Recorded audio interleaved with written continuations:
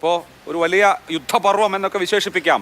2019 മുതൽ ഇങ്ങോട്ട് ആരിഫ് മുഹമ്മദ് ഖാൻ ഒരു ഭാഗത്തും പിണറായി വിജയൻ മറുഭാഗത്തു നിന്നുകൊണ്ട് ഇപ്പോൾ പുതിയ രാജേന്ദ്ര വിശ്വനാഥ് അർലേക്കർ വരുമ്പോൾ പിടിച്ചതിനേക്കാളും വലുതാണോ അളയിലിരിക്കുന്നത് എന്ന പേടിയാണോ അതോ ആശ്വാസമാണോ?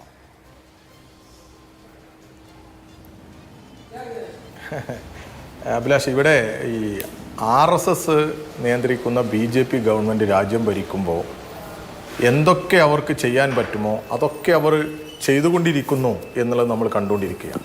എങ്ങനെ ഭരണഘടനയ്ക്ക് മുകളിൽ നിന്നുകൊണ്ട് തിരഞ്ഞെടുക്കപ്പെട്ട ജനാധിപത്യ സംവിധാനങ്ങളെ തങ്ങളുടെ വരുതിയിലേക്ക് കൊണ്ടുവരാൻ എങ്ങനെയൊക്കെ സാധിക്കും, അതിനൊക്കെയുള്ള ശ്രമം ഇവർ നടത്തുന്നു എന്നുള്ളതാണ്.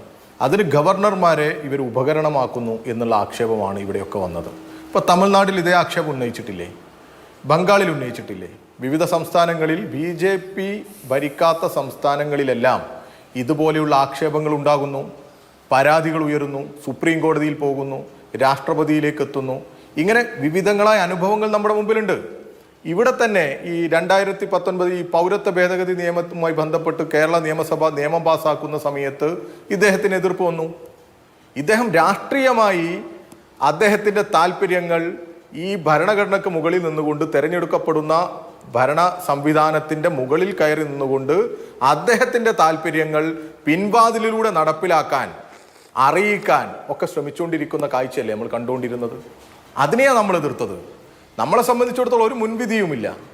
ഇപ്പോൾ വരുന്ന ഗവർണറും അതുപോലെ തന്നെ RSSനോടോ അല്ലെങ്കിൽ BJPയോടോ ചേർന്ന് നിൽക്കുന്ന രാഷ്ട്രീയമായിരിക്കും എന്നുള്ളതിൽ നമുക്ക് വേറെ അഭിപ്രായമില്ല. അദ്ദേഹത്തിന്റെ മുൻകാല ട്വീറ്റുകൾ, പോസ്റ്റുകൾ കാലാകാലങ്ങളിലായി അങ്ങനെയല്ലേ?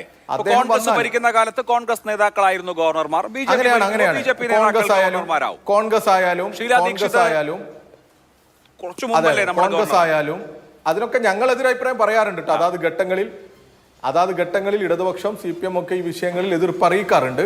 പക്ഷേ അങ്ങനെയൊക്കെ ആണെങ്കിലും അവർ മുൻകാലങ്ങളിലൊന്നും ഇങ്ങനെ നമ്മുടെ ഒരു അനുഭവം ഇല്ല. ഇത്രയധികം ഒരു ബുദ്ധിമുട്ടുണ്ടാക്കുന്ന തിരഞ്ഞെടുക്കപ്പെടുന്ന ഗവൺമെൻറ്റുകളെ, ഭരണഘടനയെ ഒക്കെ നോക്കുകുത്തിയാക്കിക്കൊണ്ട് ഈ ഗവർണർ, പൊതുവെ നമുക്കൊക്കെ അറിയാലോ, ഗവർണർ എന്ന് പറയുന്നത് റബ്ബർ സ്റ്റാമ്പായി കണക്കാക്കപ്പെടുന്ന, അങ്ങനെയാണ് പൊതുവെ ഒരു പറയൽ. അതായത് എന്താണോ ഈ നിയമസഭ, എന്താണോ ഈ ഭരണ സംവിധാനം തീരുമാനിക്കുന്നത് അതിനോട് ചേർന്ന് നിൽക്കുക, അതിലെന്തെങ്കിലും ഭരണഘടനാ പ്രശ്നങ്ങളുണ്ടോ എന്നുള്ളതൊക്കെ നോക്കുക എന്നുള്ളതിൻ്റെ അപ്പുറത്തേക്ക് നേരിട്ടൊരു രാഷ്ട്രീയക്കാരനെ പോലെ, അതും ഒരു തീവ്ര RSSകാരനെ പോലെ തെരുവിൽ ഇറങ്ങി നിന്ന് SFIക്കാരോട് പോലും അങ്ങനെയാണ്. SFI വിദ്യാർത്ഥികളാണ്. അവരുടെ സമരത്തെ പോലും വല്ലാത്ത രീതിയിൽ ഒരു അസ്വസ്ഥതകൾ കാണിച്ച്, അസഹിഷ്ണുത കാണിച്ച് അവർക്കെതിരെ കേന്ദ്ര സേനയെ കൊണ്ടുവരണം എന്നൊക്കെ പറഞ്ഞ് തെരുവിലിരുന്ന് ഒരു വല്ലാതെ തമാശയാകുന്ന ഒരു രംഗം ഒരു ഭാഗത്തുണ്ട്. അതോടൊപ്പം ഈ ഗവൺമെൻറ്റിനെ വല്ലാത്ത രീതിയിൽ എങ്ങനെയൊക്കെ ബുദ്ധിമുട്ടാക്കാൻ പറ്റുമോ തലവേദനകൾ ഉണ്ടാക്കുകയാണ്. നിയമങ്ങളെയൊക്കെ ഈ ബില്ലുകളൊക്കെ ഒപ്പിടാതെ സുപ്രീം കോടതിയിലേക്ക് എത്തിക്കുന്ന, കാലതാമസം ഉണ്ടാക്കുന്ന ഈ ഗവൺമെൻറ്റിൻ്റെ വേഗതയെ എങ്ങനെയൊക്കെ തകർക്കാൻ പറ്റുമോ അങ്ങനെയൊക്കെ തകർക്കാൻ ശ്രമിക്കുകയല്ലേ. വിദ്യാഭ്യാസ മേഖലയിലാണെങ്കിൽ ചാൻസലർ പദവി വല്ലാത്ത രീതിയിൽ ദുരുപയോഗം ചെയ്യുകയാണ്. ആ രീതിയിലേക്ക് പോകുന്ന സമയത്ത് നമ്മൾ അതിൻ്റെ എതിർപ്പറിയിക്കുകയാണ്. ഗവർണർക്കെതിരെ സമരം പ്രഖ്യാപിക്കും, സ്വാഭാവികമാണ്.